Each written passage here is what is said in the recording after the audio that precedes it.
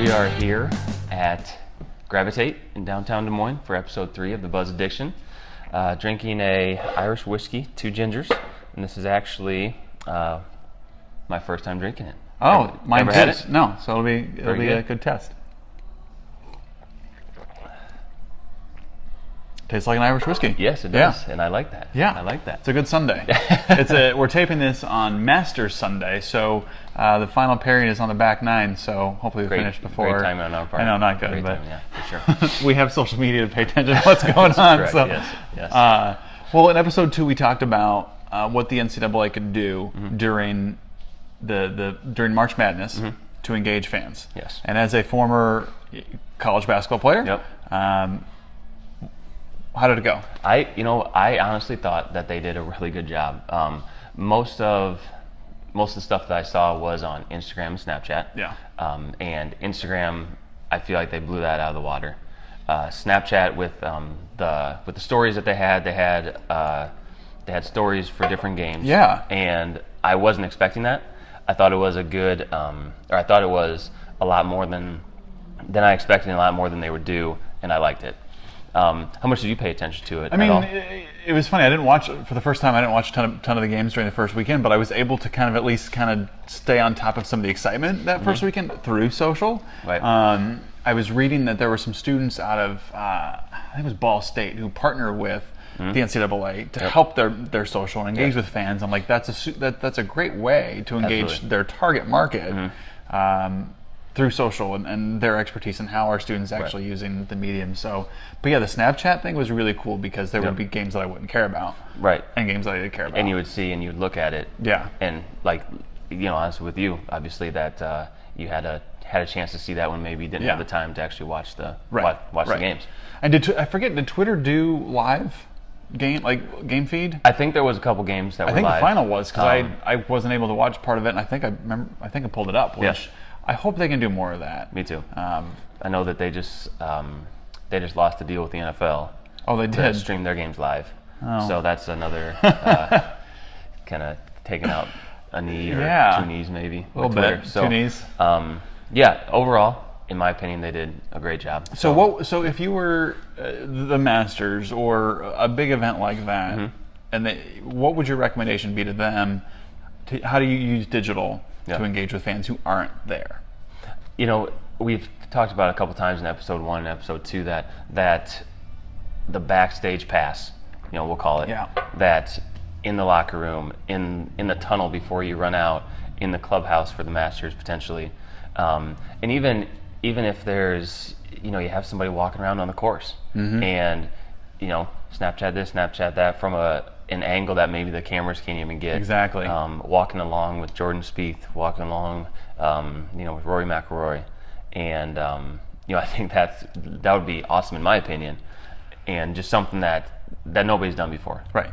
With anything really, it's just mostly been on TV and the streaming services out there too. Yeah. So to me, that shows I have like you said, a backstage pass, and it's like this exclusive experience which costs nothing, right? Yeah. And I think companies, organizations, events are looking at what can we do that doesn't cost much, but kind of levels up what our customers and fans are going to get to experience. Right. It's all about that. For companies in general, doing more, like you said, with less and by spending less. Right. And Instagram, Snapchat, and Facebook and Twitter are that medium. Right.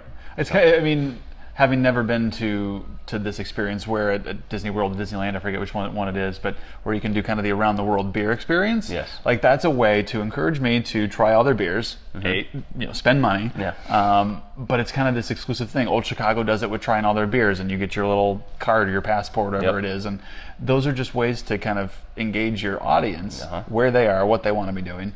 I think the more that companies can do that, the better. I agree. Especially small ones. Right.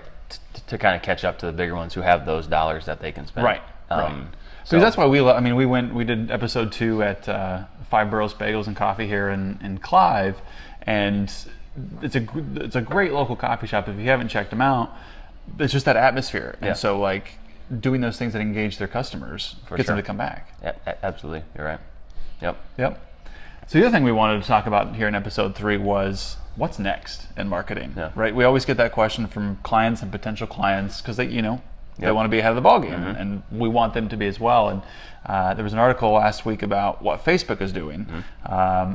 They're so far beyond personal profiles and news feeds. They're thinking about augmented reality and artificial intelligence, and how does that play into business and personal use.